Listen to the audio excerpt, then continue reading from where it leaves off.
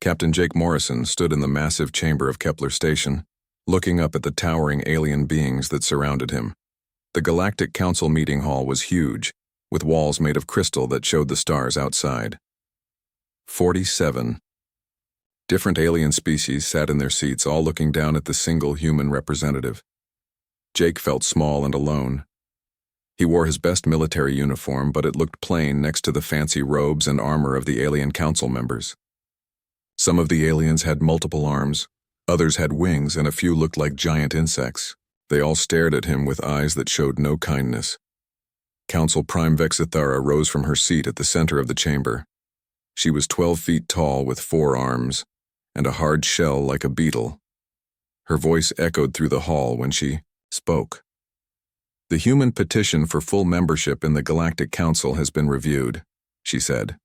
Her words were cold and formal. "We have studied your species for the past 50 years. We have watched your wars, your weapons, and your way of life." Jake waited, hoping for good news. Earth had worked so hard to prove they belonged among the stars.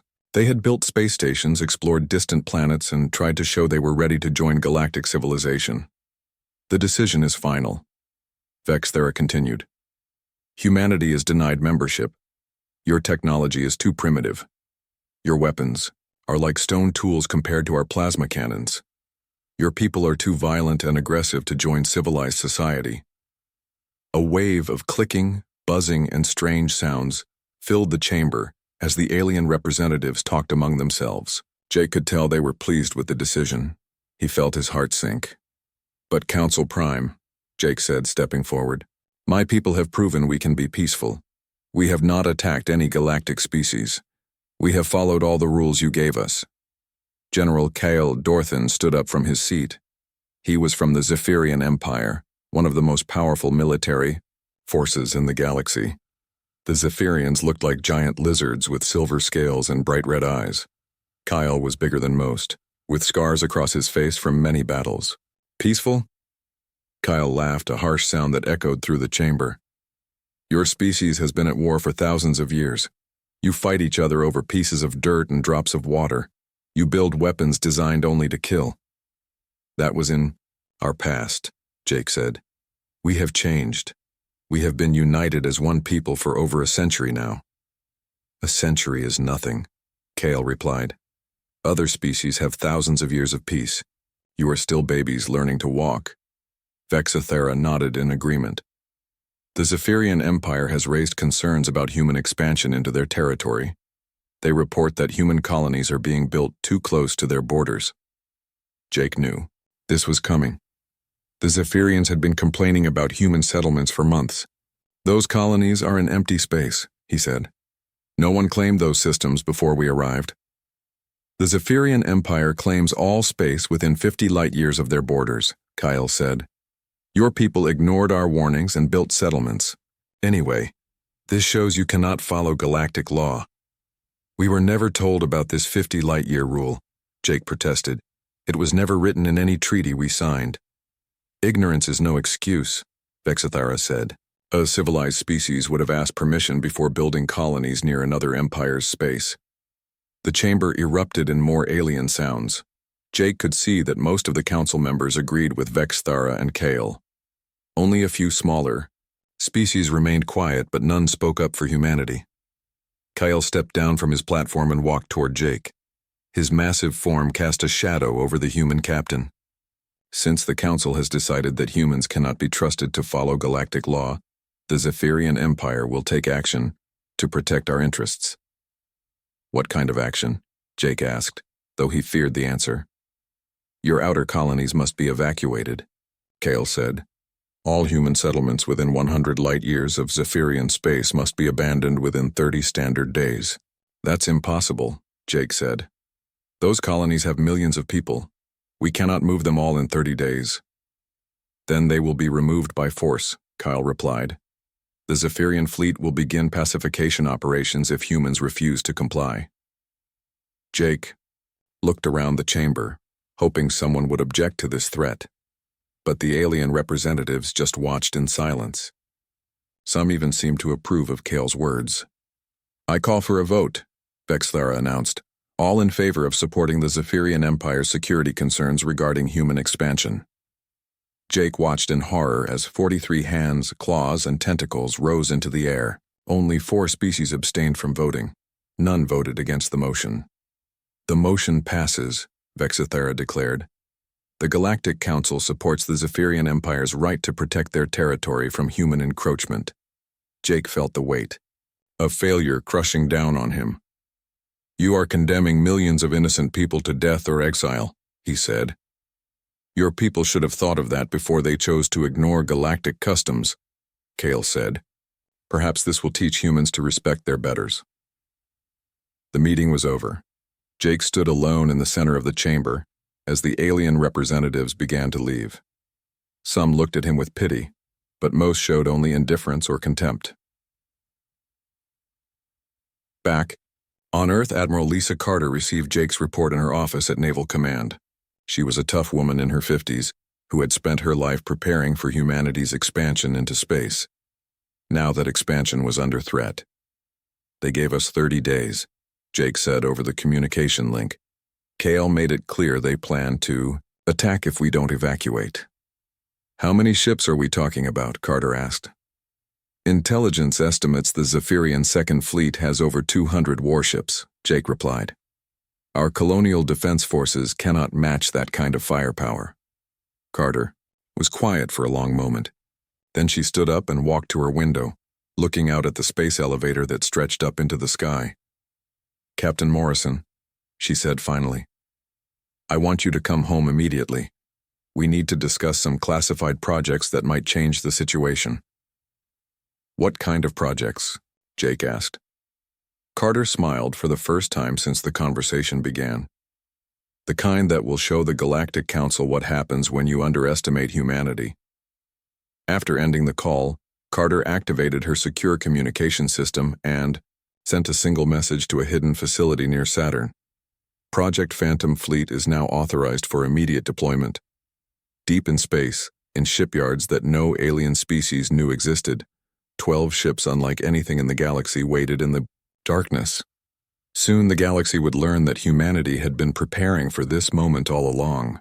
The Titan shipyards floated in the shadow of Saturn's largest moon, hidden from the prying eyes of alien scouts. The massive construction facility had been built in secret over the past 20 years, its existence known only to the highest levels of Earth's government and military. Commander Sam Rodriguez walked through the main hangar bay, his boots echoing on the metal floor. Above him, suspended in zero gravity, hung the most advanced warship humanity had ever built. The UHS Shadow Strike was sleek and black, its hull absorbing light instead of reflecting it. Strange energy patterns danced across its surface like ripples on dark water. She's beautiful, isn't she? Dr. Alex Chen said, joining Sam at the observation deck. The scientist was a small man with tired eyes, but his voice carried excitement. 20 years of research and development, all leading to this moment, Sam nodded, still staring at the ship. I've read the technical reports, but I still don't understand how it works. How can a ship become invisible to every sensor in the galaxy? Dr. Chen smiled. That's because everyone else is looking at the wrong thing. They focus on regular matter and energy, the stuff we can see and touch, but that's only 5% of the universe. The other 95% is dark matter and dark energy, invisible forces that hold everything together. And we learn to control it? Sam asked. Better than that, Dr. Chen said. We learn to become part of it. The Shadow Strike can shift between normal space and dark matter space. When she's in dark matter mode, she's completely invisible to conventional sensors. She can pass through solid objects, travel faster than any known propulsion system, and fire weapons that ignore shields and armor. Lieutenant Maya Patel approached them, carrying a data pad. She was the ship's weapons specialist, a young woman with sharp eyes and steady hands. Commander Rodriguez, the final weapons tests are complete. The dark matter cannons performed beyond expectations. Show me, Sam said. Maya activated a holographic display that showed the test results. We fired at a target made of the same materials as Zephyrian battle armor. The dark matter beam passed through the armor completely, then destabilized.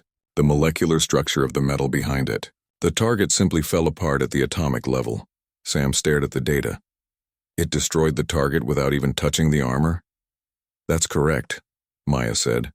Dark matter weapons don't interact with normal matter the way regular weapons do. They can phase through any physical barrier and attack the target directly. Director Frank Walsh entered the hangar, his presence commanding immediate attention. He was a tall man with gray hair and scars on his hands from years of military service. "Gentlemen, lady, we have a situation.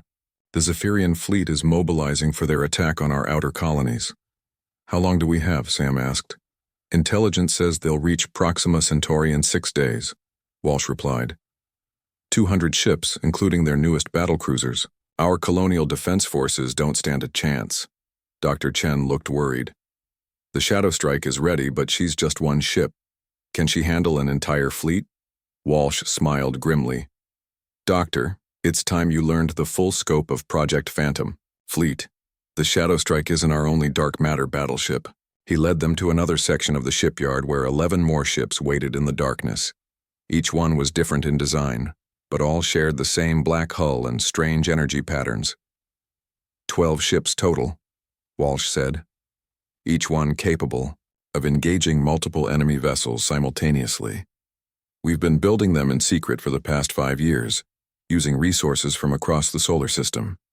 Sam read the names painted on the hulls: UHS Defiance, UHS Retribution, UHS Vengeance, UHS Phantom, UHS Ghost, UHS Spectre, UHS Wraith, UHS Banshee, UHS Reaper, UHS Nightmare, and UHS Oblivion.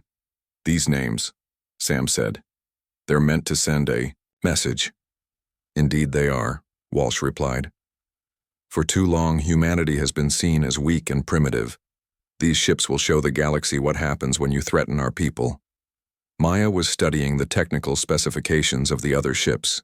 Each one has different weapon systems. Some are designed for long-range combat, others for close-quarters battle. A few are equipped with special weapons I've never seen before. "What kind of special weapons?" Sam asked. Dr. Chen answered. "The UHS Reaper can create temporary black holes. The UHS Nightmare can phase enemy ships partially into dark matter space, tearing them apart. The UHS Oblivion can destabilize entire sections of space-time." Sam felt a chill run down his spine. "These aren't just weapons. They're instruments of terror." "The galaxy has shown us no mercy," Walsh said. "The Galactic Council dismissed us as primitive barbarians. The Zephyrians threatened to destroy our colonies. Perhaps it's time they learned to fear us instead." The shipyard's communication system activated. "Director Walsh, this is Admiral Carter. We've received confirmation that the Zephyrian Second Fleet has entered human space. They're broadcasting surrender demands to our colonies." Walsh activated his communicator. "Admiral, Project Phantom Fleet is ready for deployment. All 12 ships are operational, and their crews are prepared." "Excellent," Carter's voice replied. "Commander Rodriguez, you'll lead the first combat mission. Take the Shadow Strike and 3 other ships to Proxima Centauri. Show the Zephyrians what human engineering can accomplish." Sam felt the weight of responsibility settling on his shoulders. "What are our rules of engagement?" "There are no rules," Carter said. "The Zephyrians have made it clear they intend to destroy our colonies. You are authorized to use any force necessary to protect human lives." As the communication ended, Sam looked at his team. Maya was checking her weapon systems, while Dr. Chen was running final diagnostics on the dark matter drive. Director Walsh was coordinating with the other ship commanders. "Commander," Maya said, "I've been thinking about the psychological impact of these weapons. When the Zephyrians see ships that can appear and disappear at will, that can destroy their vessels without being touched, they're going to panic." "Good," Sam replied. "Fear is a weapon too. If we can make them afraid, maybe we can end this war quickly." The hangar bay began to depressurize as the ships prepared for launch. Sam took one last look at the Titan shipyards, knowing that this hidden facility had just changed the balance of power in the galaxy. "All ships, this is Commander Rodriguez," he said into his communicator. "The Phantom Fleet is ready to hunt. Let's show the galaxy what happens when you underestimate humanity." The 12 dark matter battleships powered up their engines, their hulls shimmering as they prepared to phase into dark matter space. In a few hours, they would reach Proxima Centauri, where an overconfident Zephyrian fleet waited for what they believed would be an easy victory. They had no idea that humanity had been preparing for this moment for 20 years, and that their primitive prey had just become the most dangerous predator in the galaxy. Fleet Commander Zethkol stood on the bridge of his flagship, the Crimson Destroyer, watching the blue-green planet of Proxima Centauri grow larger on the main screen. Around him, 200 Zephyrian warships moved in perfect formation, their silver hulls gleaming in the light of the distant star. "Commander," his tactical officer reported, "we are detecting 12 human settlements on the planet's surface and 3 orbital stations. Total population appears to be around 4 million humans." Zethkol nodded with satisfaction. The lizard-like alien had led many successful campaigns for the Zephyrian Empire. This would be another easy victory to add to his record. "Any sign of human military vessels?" "Negative, sir. Our sensors show only civilian ships and a few outdated patrol craft. Nothing that could threaten our fleet." "Perfect," Zethkol said. "Open a communication channel to the planet. Let's give these humans one final chance to surrender." The communication screen activated, showing Captain Ben Taylor in the Colonial Command Center on the planet's surface. The human looked tired and worried, exactly as Zethkol expected. "I am Fleet Commander Zethkol of the Zephyrian Empire," the alien said, his voice cold and formal. "By order of the Galactic Council, you have 6 hours to evacuate all human settlements in this system. Any humans remaining after that time will be considered hostile and dealt with accordingly." Captain Taylor's face showed fear and desperation. "Commander, we have 4 million people here. Many are families with children. We cannot evacuate everyone in 6 hours. Please, give us more time." "The Galactic Council has already given humanity 30 days to comply," Zethkol replied. "Your people chose to ignore our warnings. Now you face the consequences of your defiance." "We are not defying anyone," Taylor said. "We are just trying to protect our people. These colonies have been here for 50 years. This is our home." Zethkol laughed, a harsh sound that echoed through the bridge. "Your home is wherever we allow you to live. The Zephyrian Empire has decided that human expansion must be stopped. Today, we begin that process." The communication ended, leaving Taylor staring at a blank screen. On the planet's surface, panic was spreading as millions of humans tried to figure out how to escape from an impossible situation. "Sir," the tactical officer said, "our sensors are picking up some strange readings from the outer system. There appear to be energy signatures, but we cannot identify their source." "Probably just solar interference," Zethkol said. "Human technology is too primitive to pose any threat to our fleet. Begin moving into attack formation. We will start with the orbital stations." As the Zephyrian ships moved closer to the planet, space itself seemed to ripple and bend. The energy readings on their sensors grew stronger, but the aliens could not see anything with their eyes. Suddenly, the darkness of space tore open like fabric, and 4 ships emerged from what looked like holes in reality. The vessels were completely black, absorbing light instead of reflecting it. Strange patterns of energy danced across their hulls. "What are those?" the tactical officer asked, his voice filled with confusion. "Unknown vessels," Zethkol said. "They must be human ships, but they don't match any design in our databases. All ships target the unknown vessels and prepare to fire." Commander Sam Rodriguez sat in the captain's chair of the UHS Shadow Strike, watching the Zephyrian fleet on his screens. Beside him, Lieutenant Maya Patel was coordinating with the other Phantom ships. "All ships report ready for combat," Maya said. "The UHS Defiance, UHS Retribution, and UHS Vengeance are in position." Tactical Officer Nina Brooks on the UHS Defiance reports, "Enemy weapons are locking onto our positions." The communication officer added. Sam smiled grimly. "Let them lock on. Their weapons can't hurt what they can't hit. All ships, phase into dark matter mode and begin the attack." The 4 Phantom ships seemed to fade from existence, becoming invisible to the Zephyrian sensors. The enemy weapons fired at empty space, their plasma beams passing through nothing. "Where did they go?" Zethkol demanded. Find them. Sir, they've completely disappeared from our sensors, the tactical officer replied. We're detecting no energy, signatures, no heat sources, nothing. Then the phantom ships began to attack. Dark matter weapons fired from invisible positions, their beams passing through the Zephyrian shields as if they were not there. The first enemy ship, a heavy cruiser, simply began to fall apart. Its hull plates separated and drifted away as the molecular bonds holding them together failed. Impossible, Zethkol shouted. Their weapons are passing through our shields. More Zephyrian ships began to disintegrate. The phantom vessels appeared inside the enemy formation, fired their weapons, then vanished again before return fire could target them. The aliens found themselves fighting ghosts that could strike without warning and disappear without a trace. All ships fall back to defensive positions, Zethkol ordered. Form a protective circle around the flagship. But the phantom ships attacked from every direction at once. The UHS Shadow Strike materialized directly above the Zephyrian formation and fired down through their own ships to hit targets below. The UHS Retribution appeared inside the enemy circle and began destroying ships from within.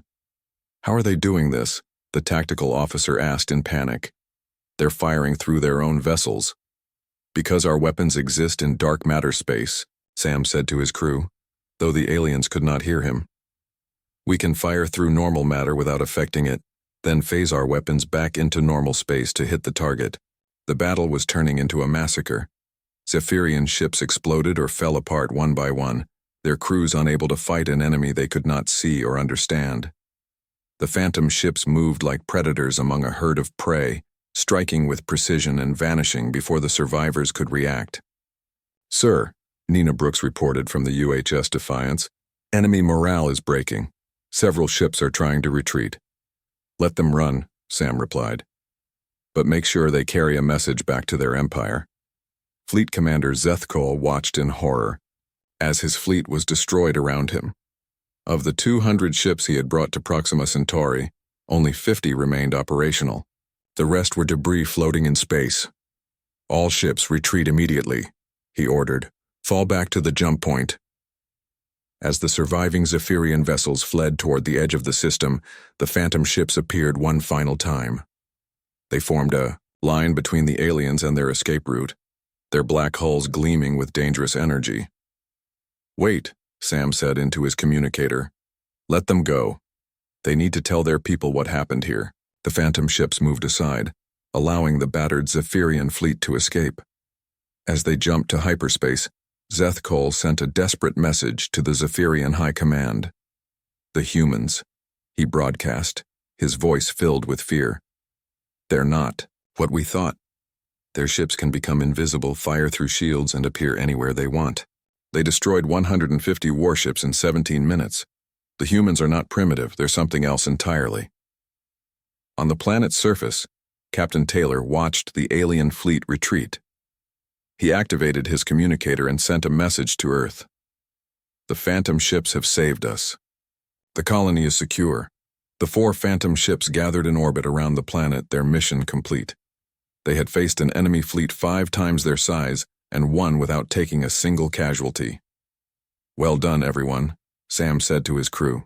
Today we showed the galaxy that humanity is not to be underestimated. As news of the victory spread through space, every alien civilization received the same shocking message. The humans had weapons that could destroy any fleet, fight any enemy, and win any battle. The balance of power in the galaxy had just shifted forever. The emergency session of the Galactic Council was chaos. Representatives from 47 species shouted, clicked, buzzed, and roared at each other in their native languages. Holographic displays showed the wreckage of the Zephyrian Second Fleet, floating in space around Proxima Centauri. Council Prime Vexthara tried to restore order by pounding her ceremonial staff on the floor. The loud banging echoed through the chamber, but the alien representatives continued their heated arguments. Silence, she finally shouted, her voice amplified by the chamber's speakers. We will discuss this matter in an orderly fashion. Ambassador Crix from the Hegemony of Worlds stood up. He was a tall, thin being with blue skin and multiple eyes. How is this possible? Our intelligence report said humans had no advanced weapons. They were supposed to be primitive. The reports were wrong, said Fleet Commander Zethkol, who had arrived at the station just hours before. His scales were darker than usual, a sign of stress among Zephyrians. I saw their ships with my own eyes. They can become completely invisible and fire weapons that ignore all defenses. Senator Maltera from the Crystalline Alliance spoke next. Her body was made of living crystal that changed colors as she talked. Perhaps this is some kind of trick or illusion. No species can develop such technology without the rest of the galaxy knowing about it. It was no illusion, Zethkol replied angrily. 150 of my ships are space debris. My best crews are dead. These humans have weapons that make our most advanced technology look like children's toys. On the Zephyrian homeworld of Draxus Prime, Emperor Draxthul received the battle reports in his throne room. The massive reptilian ruler was 20 feet tall with golden scales and burning red eyes. His anger made the air around him shimmer with heat. 150 ships, he said to his military advisors. Destroyed by 4 human vessels. How is this possible? General Vorthak, the Emperor's chief military advisor, studied the tactical data. The human ships appear to use some form of dimensional manipulation technology. They can exist in normal space and some other dimension at the same time.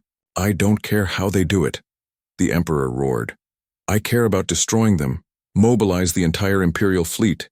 Every ship, every crew, every weapon we have. The humans will pay for this insult. Your Majesty, another advisor said carefully, mobilizing the entire fleet will leave our borders undefended. The Stellar Federation might see this as an opportunity to attack.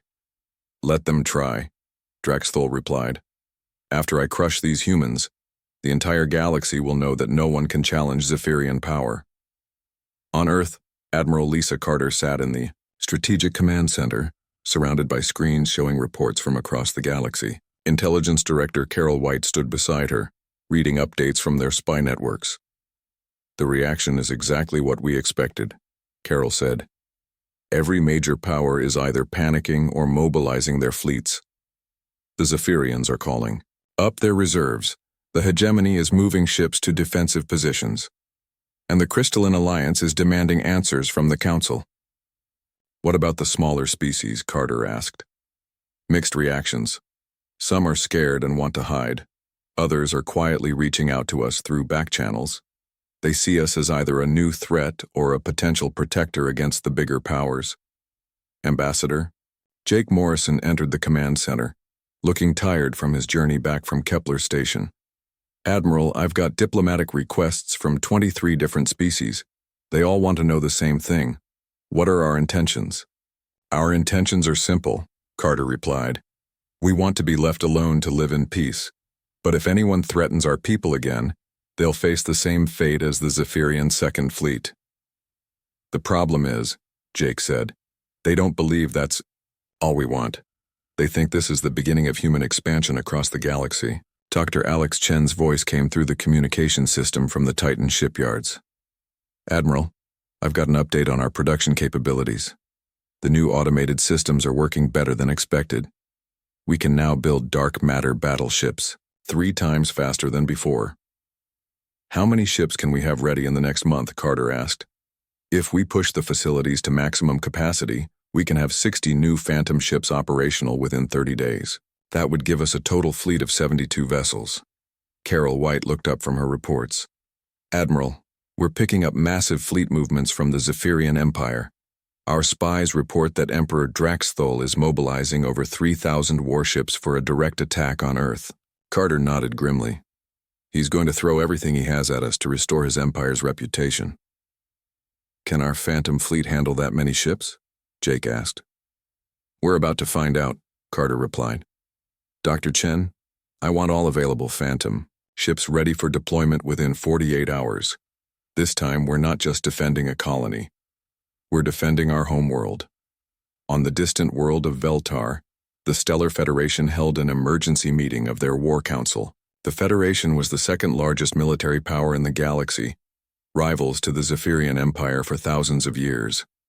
High Admiral Bextra studied the holographic display showing human space. She was an elegant being with silver skin and 4 arms, known for her strategic brilliance. "The humans have given us an unexpected opportunity," she said to her advisors. "What do you mean?" asked General Colvin. "If the Zephyrians commit their entire fleet to attacking Earth, their borders will be defenseless. We could take back the systems they conquered from us 50 years ago." "But what if the humans lose?" another advisor asked. "The Zephyrians would have proven their technology can defeat these new human weapons." "Then we'll deal with that problem when it happens," Bextra replied. "For now, we wait and watch. If the humans destroy the Zephyrian fleet, we move in to claim their territory. If the Zephyrians win, we'll know their weaknesses from watching the battle." Back on Earth, Captain Ben Taylor sent a report from Proxima Centauri. "Admiral, the colonists want to know if they should evacuate. They're scared the Zephyrians will come back with more ships." "Tell them to stay put," Carter replied. "If we run every time someone threatens us, we'll never stop running. The Phantom Fleet will protect them." Maya Patel's voice came through, from the UHS Shadow Strike, now patrolling human space. "Admiral, we're detecting scout ships from multiple alien civilizations watching our borders. They're keeping their distance, but they're definitely studying us." "Let them watch," Carter said. "Soon they'll see what happens when the largest fleet in galactic history attacks Earth, and they'll learn that humanity doesn't back down from anyone." Intelligence reports continued to flood in from across the galaxy. The Crystalline Alliance was building new defensive stations around their homeworld. The Hegemony of Worlds was recalling their exploration fleets to protect their territory. Dozens of smaller species were choosing sides or trying to stay neutral. "Admiral," Carol White said, "our intelligence networks report that the Zephyrian Imperial fleet will reach Earth in 6 days. Emperor Draxthul is leading the attack personally." Carter looked at the tactical display showing human space. Soon, the most important battle in galactic history would be fought right here in their solar system. The outcome would determine whether humanity took its place as a major power or was destroyed as an example to others. "Send a message to all our Phantom ships," she ordered. "Tell them to prepare for the largest space battle ever fought.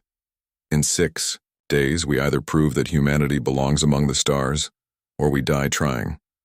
The galaxy held its breath, waiting to see if these upstart humans could really defeat the most powerful military force in known space. The largest fleet in galactic history appeared at the edge of Earth's solar system like a dark cloud, blocking out the stars. 3,000 Zephyrian warships moved in perfect formation, their silver hulls reflecting the distant light of the sun. At the center of the massive fleet, Emperor Draxthul's flagship, the Imperial Vengeance, led the advance toward humanity's homeworld. Admiral Lisa Carter watched the enemy fleet approach from the command center on Luna Station. The screens around her showed the overwhelming numbers facing Earth's defenses. Every human in the solar system knew that this battle would decide their species' fate. "Admiral," the tactical officer reported, "enemy fleet is maintaining attack. Formation. Estimated arrival at Earth orbit in 6 hours." "Any response to our diplomatic channels?" Carter asked. "Negative.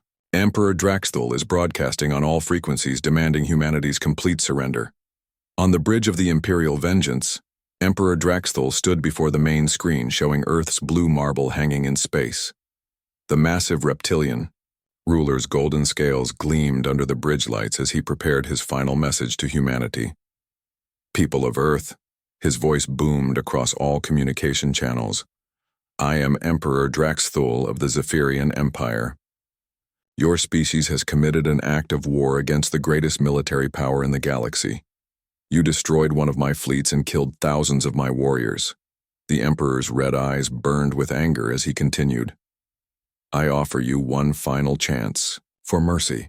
Surrender immediately, give us your dark matter technology and submit to Zephyrian rule. Refuse, and I will turn your planet into a wasteland that will serve as a warning to all who dare challenge our authority." Admiral Carter activated Earth's response broadcast. "Emperor Draxthul, this is Admiral Lisa Carter of the Human Defense Force. Your empire threatened our colonies and attacked our people. We defended ourselves as any free species would do. You have 1 hour to surrender unconditionally," Carter continued. If you do not retreat from our system, we will consider your fleet an invasion force and respond accordingly. Draxthul laughed, a sound that echoed through his flagship's bridge. 1 hour?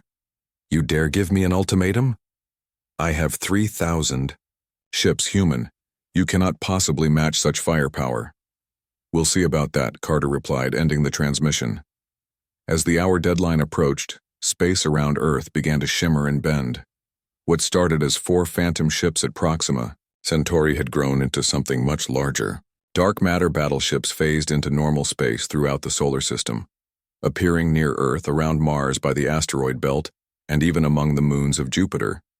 Sir, the Zephyrian tactical officer reported with growing alarm.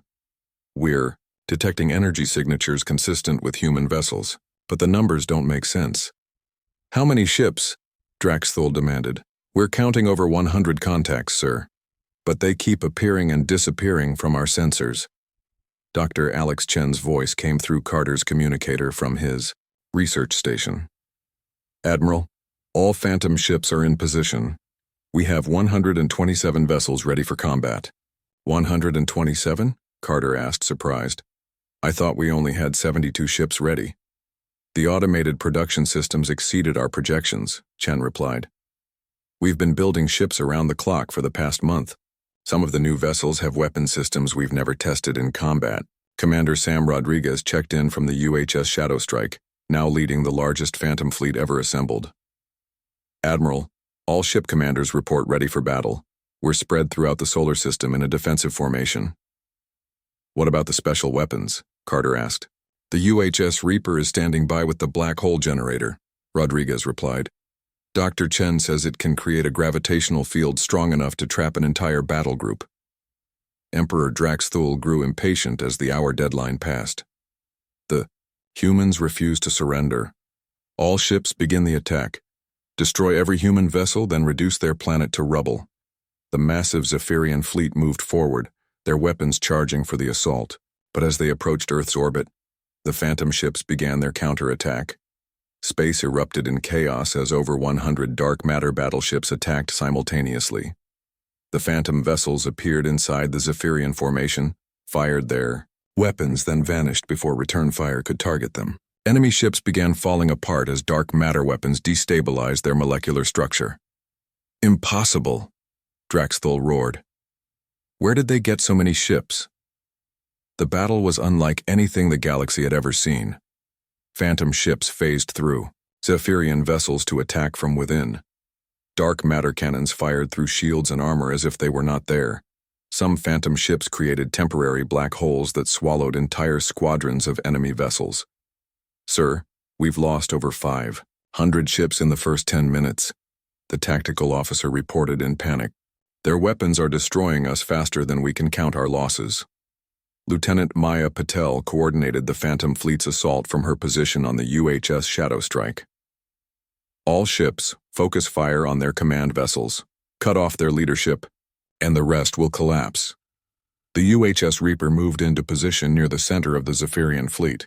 Its captain activated the black hole generator, creating a swirling vortex of gravity that pulled in everything within a 10-kilometer radius. 20 Zephyrian ships disappeared into the artificial black hole before it collapsed. What was that? Draxthul demanded, watching in horror as his ships were consumed by impossible weapons. Sir, our scientists say the humans can create miniature black holes, his advisor replied. We have no defense against such technology. Commander Rodriguez opened a communication channel to the Imperial Vengeance. Emperor Draxthul, this is Commander Sam Rodriguez of the Human Phantom Fleet. Your invasion has failed.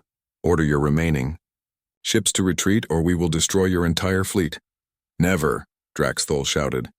The Zephyrian Empire does not surrender to primitive humans. Then you've made your choice, Rodriguez replied. The UHS Reaper fired its black hole generator directly at the Imperial Vengeance. The Emperor's flagship was caught in the gravitational field, its hull cracking under impossible stress. Draxthul realized his ship was about to be destroyed. Wait, he broadcast desperately. I call for a ceasefire. The Zephyrian Empire requests negotiations. The Phantom Fleet stopped firing, leaving the battered remains of the once mighty Zephyrian fleet floating in space. Of the 3,000 ships that had attacked Earth, less than 800 remained operational. Admiral Carter opened communication channels to the entire galaxy. "This is Admiral Lisa Carter speaking to all civilizations. The Zephyrian invasion of Earth has been defeated. Any future attacks on human space will face the same response." Council Prime Vexithara's voice came through on the diplomatic frequency. "Admiral Carter, the Galactic Council formally requests immediate negotiations with humanity. We are prepared to offer full membership and recognition as a major galactic power." "We'll consider your offer," Carter replied. "But this time, humanity will negotiate from a position of strength." Ambassador Jake Morrison took over the diplomatic communications. "The terms are simple: complete autonomy for human space, reparations from the Zephyrian Empire for their unprovoked attacks, and a restructuring of the Galactic Council to prevent future aggression against developing species." Emperor Draxthal, his flagship barely functioning, accepted the human terms. "The Zephyrian Empire agrees to your conditions. We formally recognize human sovereignty and pledge to pay reparations for our actions." As news of the victory spread across the galaxy, alien civilizations that had dismissed humanity as primitive now competed to establish diplomatic relations with the new galactic superpower. The Phantom Fleet had not just won a battle, they had reshaped the entire balance of power in known space. The final scene showed various alien ambassadors arriving at Earth, seeking alliance with the species that had rewritten the rules of galactic warfare.